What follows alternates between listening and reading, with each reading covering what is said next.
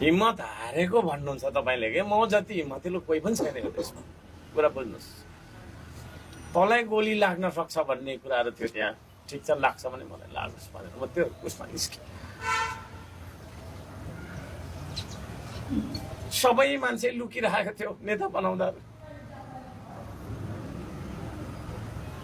त्यतिखेर सबै मान्छे घरमा लुकिरहेको बेलामा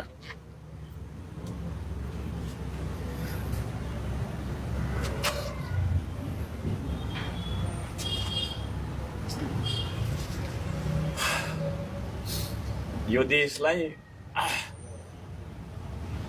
बचाउनका लागि द्वन्द्वनियुक्त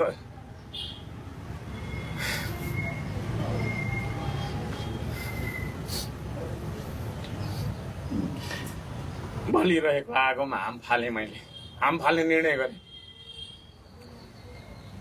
500 किलोमिटर टाढा गइयो हामी हैन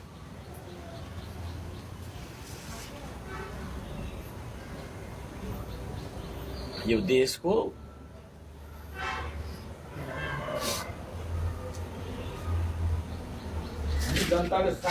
नबोल्नु न दाइ नबोल्नु न तपाईँ